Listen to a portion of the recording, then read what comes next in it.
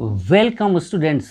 आज मैं आपको लाइंस एंड एंगल्स में transversal, interior angle, exterior angle, pair of angles में corresponding angle, alternate interior angle, alternate exterior angle और कोई इंटीरियर एंगल्स समझाने जा रहा हूँ तथा relation between the pair of angles भी समझाऊंगा। तो पहले आप समझ लें ट्रांसवर्सल क्या है। देखिए, लाइन एम और लाइन एल, लाइन एम और लाइन एन, इसको लाइन एल इंटरसेक्ट कर रहा है टू डिस्टिंक्ट पॉइंट पर। ये टू डिस्टिंक्ट पॉइंट, ये पॉइंट है सपोज कीजिए कि P है और ये पॉइंट सपोज कीजिए कि Q है, P और Q पर।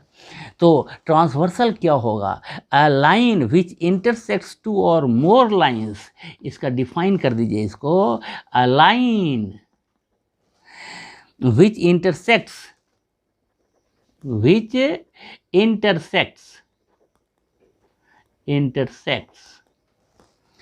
To or more lines,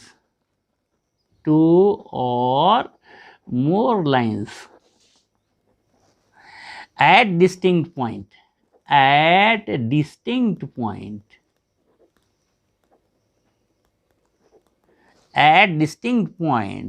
is called a transversal,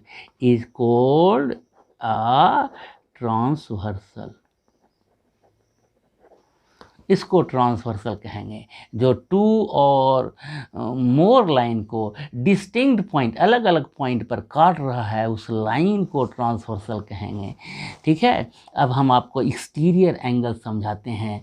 तो एक्सटीरियर एंगल देखिए, ये एंगल 1, ये एंगल 2, 3, 4, ये देखिए 5, 6, 7, 8 एंगल का मैंने नाम दे दिया, 1, 2, 3, 4 नाम दे दिया। एक्सटीरियर एंगल में कौन कौन होगा? एक्सटीरियर एंगल 1, 2 और यहाँ देखिए 7, 8। एक्सटीरियर एंगल में कौन कौन आ जाएगा? Angle 1, angle 2।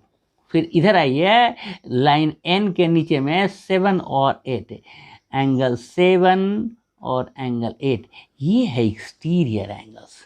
1, 2 और फिर नीचे देखिए 7, 8, ये है एक्सटीरियर एंगल। अब हम इंटीरियर एंगल को समझाते हैं। ये देखिए एंगल 3, ये देखिए इंटीरियर एंगल, लाइन एम के नीचे में और लाइन एन के ऊपर में जो एंगल है 3, 4, इंटीरियर एंगल में आ जाएगा एंगल 3, एंगल 4, फिर आएगा 5, 6, एंगल 5, एंगल 6, ये हुआ इंटीरियर एंगल। अब हम आपको समझा रहे हैं पेयर ऑफ एंगल्स में कौन कौन से pair of angles, corresponding angle का पेयर, अल्टरनेट इंटीरियर एंगल्स का पेयर, अल्टरनेट एक्सटीरियर एंगल का pair, interior angles on the same side of transversal, जिसको कि कंसेक्यूटिव इंटीरियर एंगल बोलेंगे, या अलाइड एंगल, या कोई इंटीरियर एंगल, ये सभी का सेम मीनिंग है। ठीक है, अब हम पेयर ऑफ कॉरेस्पॉन्डिंग एंगल की बात करें तो एंगल 1 कॉरेस्पॉन्डिंग है एंगल 6 का, एंगल 1 कॉरेस्पॉन्डिंग है एंगल 6 का, 2 कॉरेस्पॉन्डिंग है एंगल 5 का। तो पेयर हम लिखेंगे ब्रैकेट के अंदर, है ना, उसमें क्या लिखेंगे? एंगल 1 कॉरेस्पॉन्डिंग है, देखिए एंगल 1 कॉरेस्पॉन्डिंग है किसके? एंगल 6 का। दूसरा पेयर है एंगल 2 कॉरेस्पॉन्डिंग एंगल 5 का, एंगल 2 कॉरेस्पॉन्डिंग एंगल 5 का। फिर तीसरा पेयर है एंगल 4 कॉरेस्पॉन्डिंग एंगल 7 का, एंगल 4 है कॉरेस्पॉन्डिंग एंगल 7 का। फिर देखिए next pair angle 3, angle 8 corresponding angle होंगे। एंगल 3 कॉरेस्पॉन्डिंग एंगल है एंगल 8 का। तो एंगल 1 एंगल 6 का कॉरेस्पॉन्डिंग, एंगल 2 एंगल 5 का कॉरेस्पॉन्डिंग, और एंगल 4 एंगल 7 का कॉरेस्पॉन्डिंग, एंगल 3 एंगल 8 का कॉरेस्पॉन्डिंग एंगल है ना। तो कौन किसके कॉरेस्पॉन्डिंग है ये आपको समझ में आया।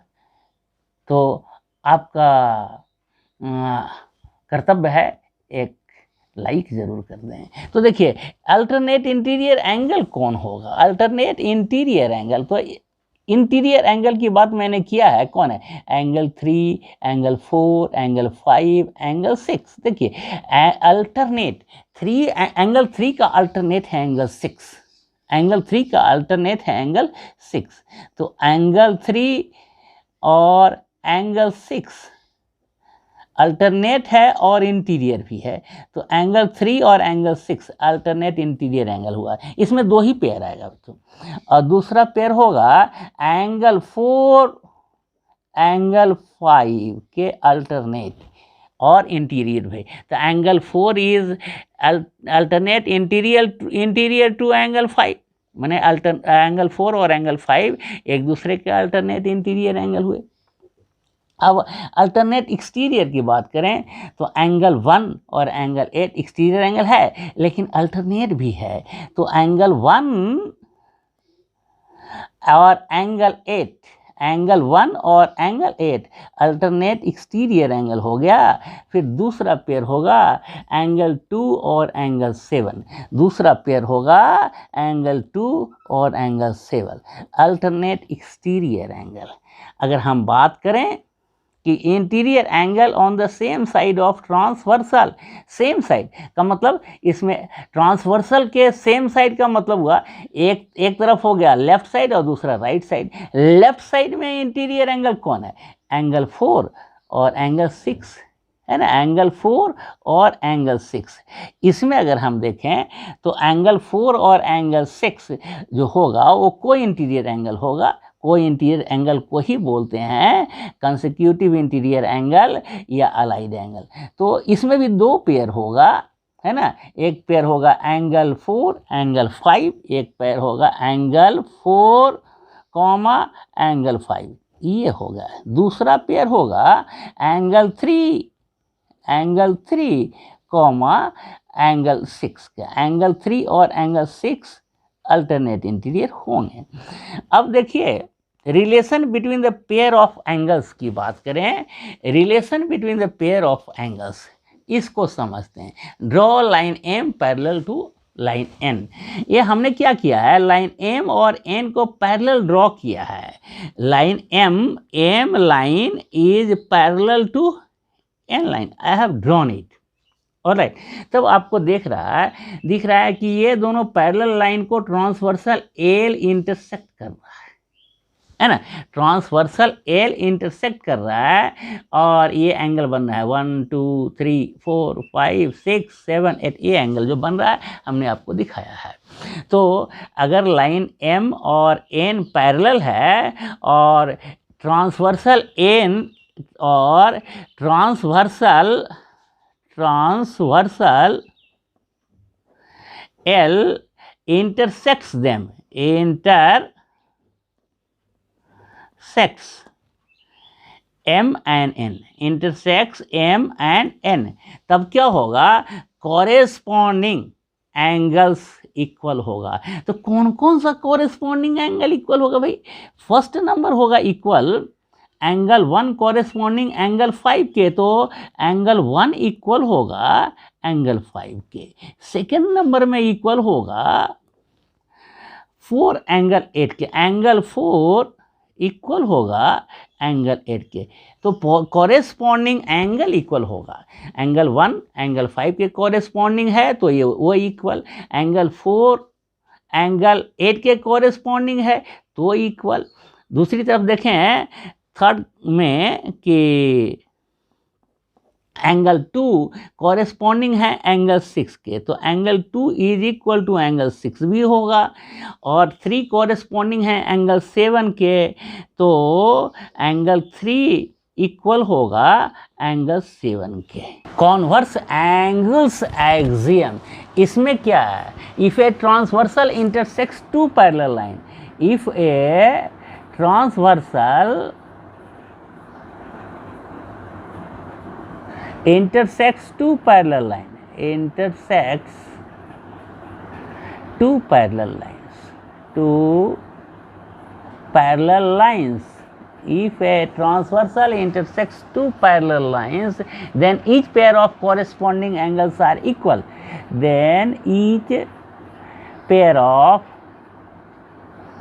corresponding angles are equal. If a transversal intersects two parallel lines, then each pair of corresponding angles are equal. यह हुआ corresponding angle axiom. अभी हमने corresponding angle equal होगा तो parallel lines होगा, parallel lines, the lines will be parallel. तो मैंने कहा क्या, if a transversal intersects two parallel lines then each pair of corresponding angle equal, तो हर एक pair of corresponding angle equal होगा, यही है कॉरेस्पॉन्डिंग एंगल्स एक्सियम. अब इसका कन्वर्स देखते हैं. कन्वर्स में है कि if a transversal intersects two lines, if a transversal intersects two lines, if a transversal intersects two lines such that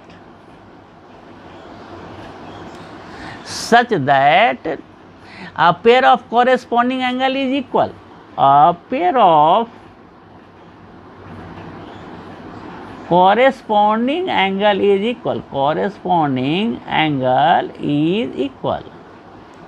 pair of corresponding angle equal, then two lines are